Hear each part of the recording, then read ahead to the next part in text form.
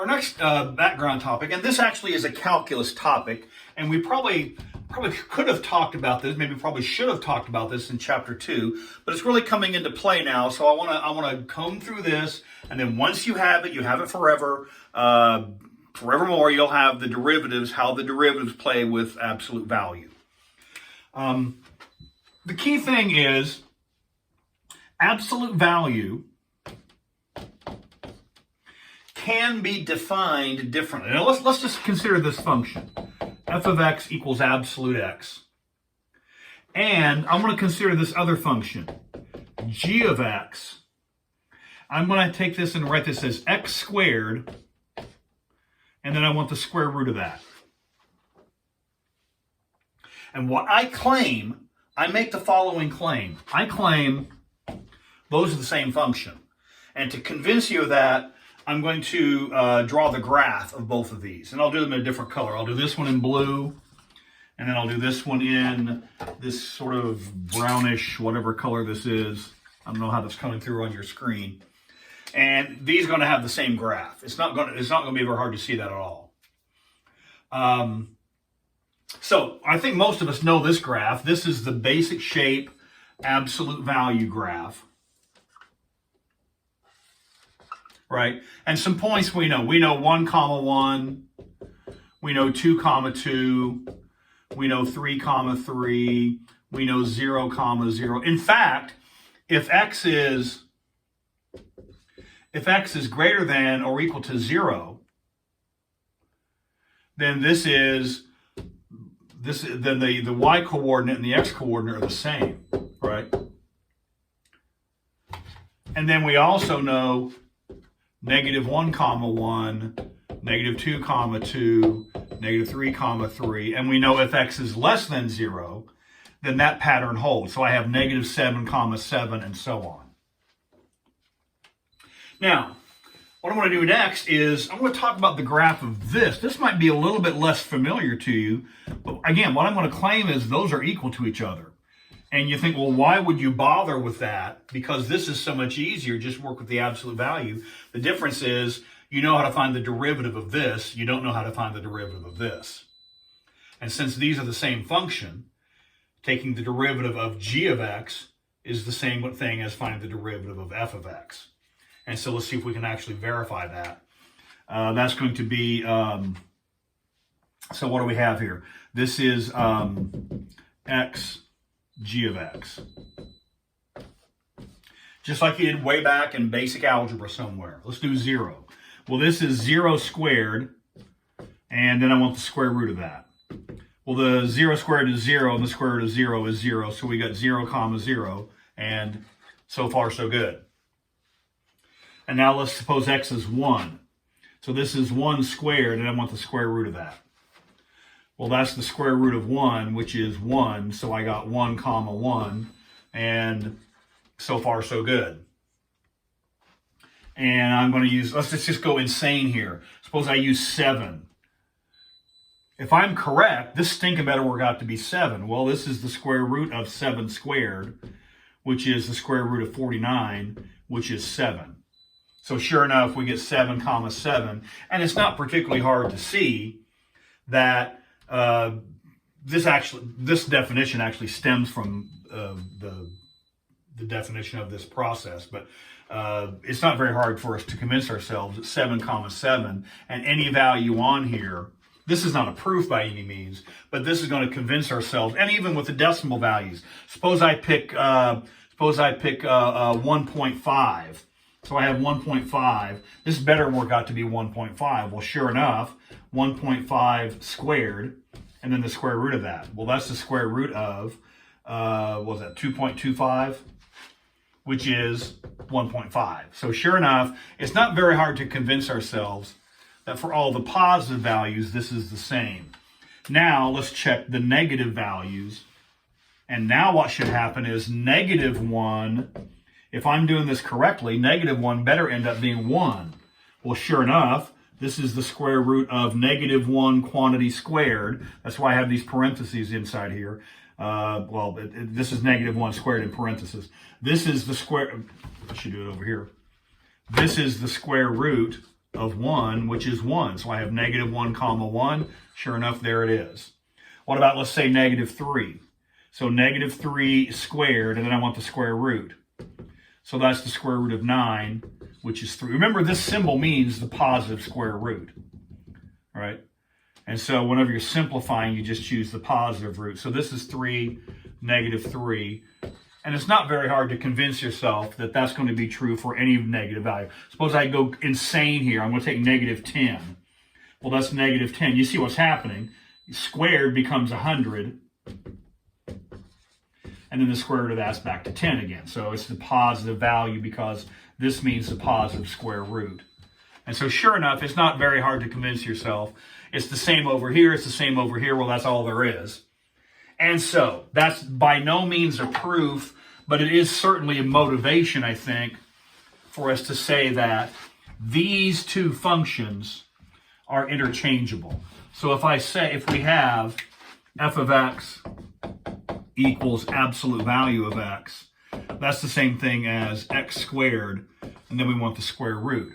Now, because we're going to be doing derivatives, we have already seen that derivatives don't play well with radicals. So I'm not going to use this form. I'm going to instead use this form. But specifically, do not simplify it.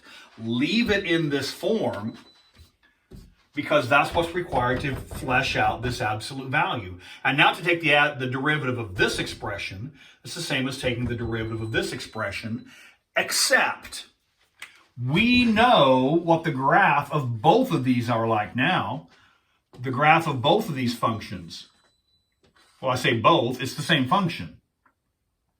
It's a different rule to get to the same result. And here it is. At zero, this is the derivative is undefined. The function is defined, but the derivative is not, because at 0 there is a cusp. And we also know this. We know from our work back in basic algebra, if I do x minus 5, which we know is the same thing as x minus 5 squared to the 1/2 power, right? It's the same thing. The argument, right? So this is x minus 5, so x minus 5 is squared. Here, this is the same graph, but it's been shifted 5 units to the right. We know the cusp is wherever this is equal to 0, right? We know x equals 5 is the cusp of this graph because we know the horizontal shifting from back in basic algebra. Now, what if you did not know where that is? What could you do to find it? You could take this expression and set it equal to 0 and solve. And that, oh yeah, I remember that. Yeah, that's how I got that. This is important because what if we have something a little more elaborate? What if we have h of x is equal to absolute value of x squared minus 4? Right? Or let's make it even more elaborate. Maybe something you can't solve by looking at it. Minus 3x minus 4. Well, that's the same thing using our basic rule. X squared minus 3x minus 4. Quantity squared 1/2 power. Now the question is, where are the cusps? Where are the cusps of these? The cusps occur, you take this argument, whatever's inside here, set it to 0 and solve. So where are the cusps? You take this expression, set it equal to 0 and solve. And if you solve this, you're going to have to trust me on this one. You can check this out. You get x equals 4. You get x equals negative 1. Right? And so there are two cusps here, at 4 and at negative 1. So when I say the derivative of this function and the derivative of this function are the same, I am assuming we are with the proviso that at the cusp, that is not a true statement. At the cusp, we know going in that at the cusp, right, if there's a cusp, that means the derivative does not exist. That is the type 2 critical value. Anytime you have an absolute value function, you will have, potentially, type 2 critical values, and those occur at the cusps. And how do you find the cusps? You take whatever is inside of here and set it equal to 0 and solve, and that finds the type 2 critical values. All right? So, anytime you have a function of this type, and it can be any expression. So the type 2 critical values are going to be found. The derivative fails to exist. The derivative fails to exist at the value of the cusps. Now, the next piece is, how do you find the derivative of these things? Well, let's do it this way. I'm going to use this notation. I want the derivative with respect to x, and I want the absolute value of, now this could be any function of x. A while ago we had x minus 5. It could just be x by itself. It could have been, what was it? We had x squared minus 3x minus 4, or whatever it was.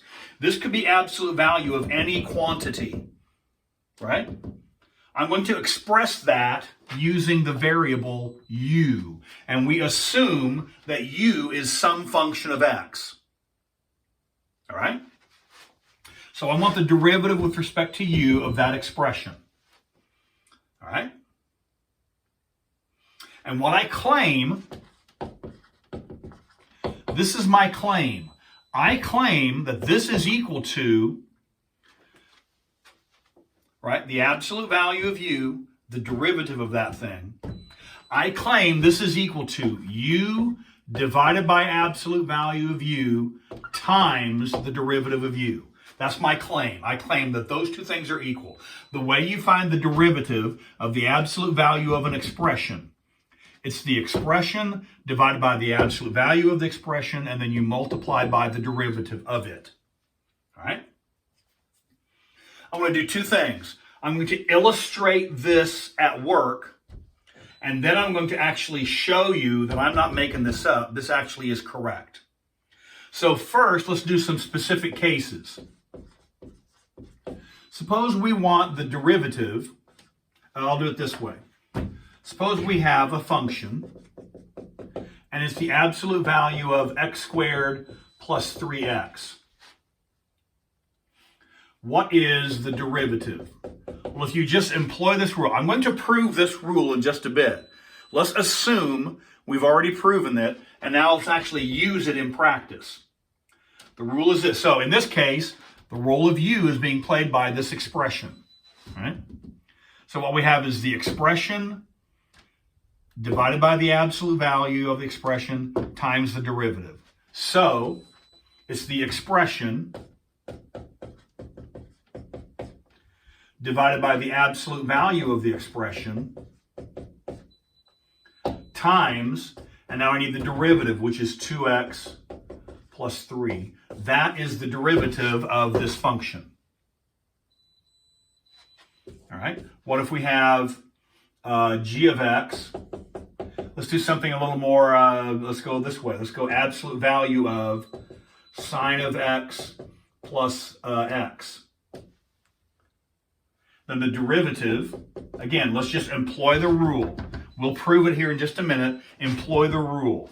So this is sine of x plus x over absolute sine of x plus x. And then I have to multiply by the derivative of sine of x plus x, which is cosine of x plus 1. That is the derivative of this function. Now, let's go about actually demonstrating this to be true. So I'm not just making this up out of whole cloth.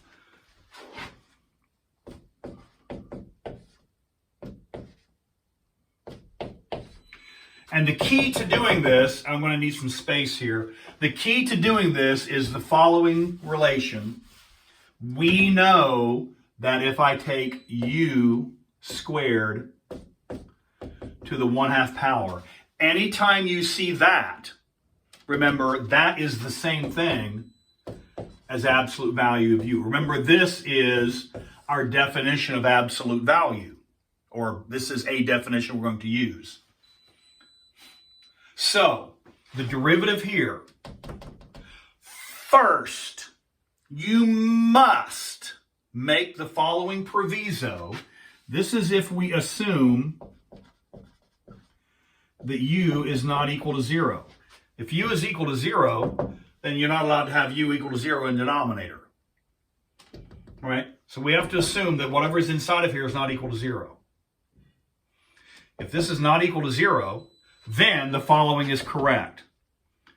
This is equal to the derivative. The derivative, let me make this a little neater here.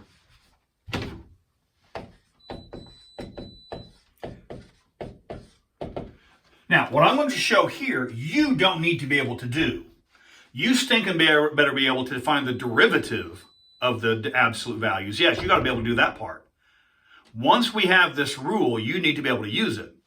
But I'm going to show you where the rule comes from. You don't need to be able to reproduce this. But for the record, to show you this is correct, this is, remember, absolute value of u is the same thing as u squared to the 1/2 power. Now, we know how to find the derivative of that. That's the chain rule. In fact, it's the chain rule a couple of times. Right? The derivative here is, work from the outside in, it's 1/2 times u to the second to the negative 1/2 times the derivative of what was inside.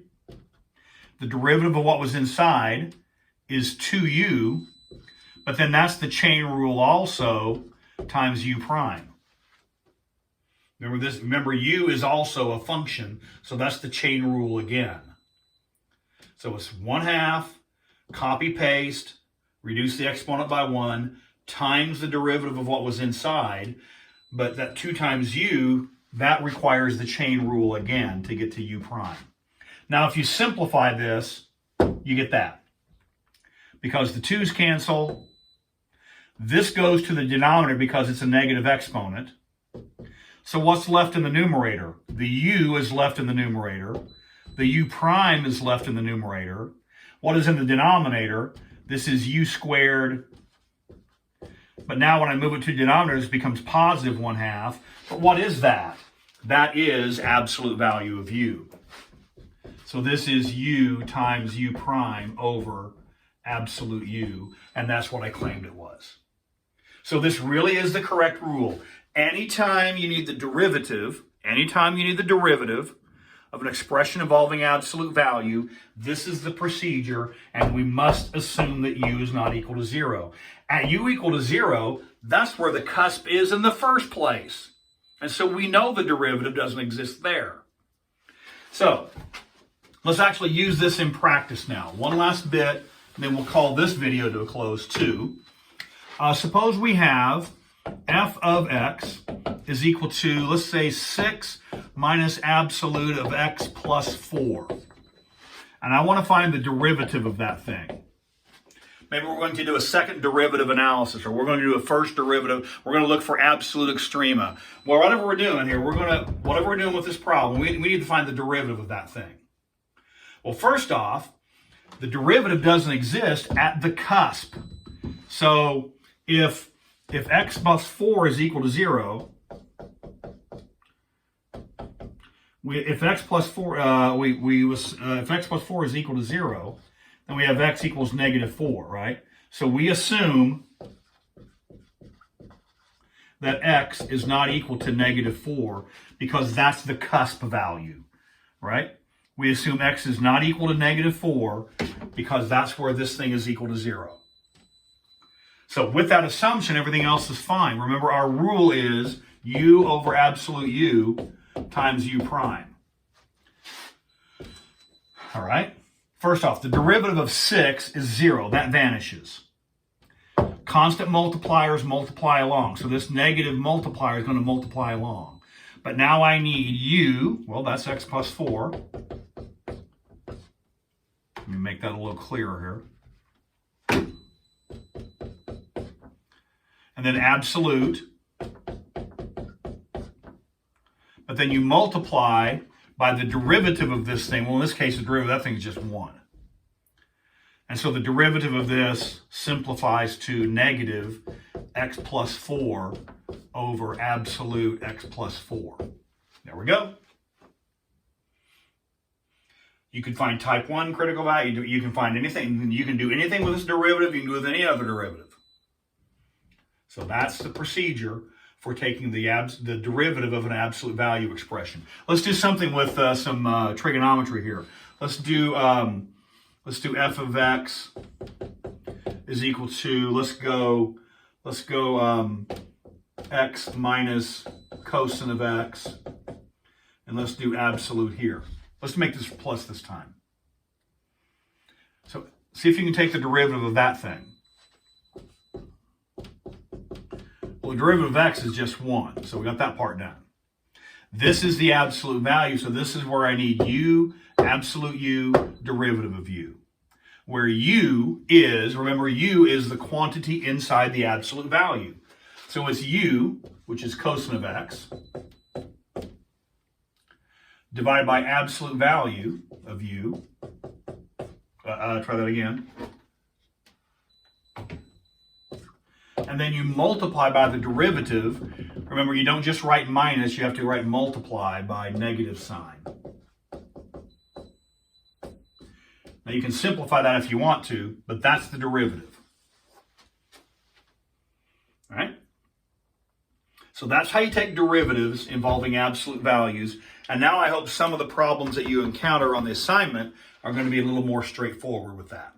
So that's the derivatives working with absolute value. Remember, we have to, I left something out here. We have to assume cosine of x does not equal 0.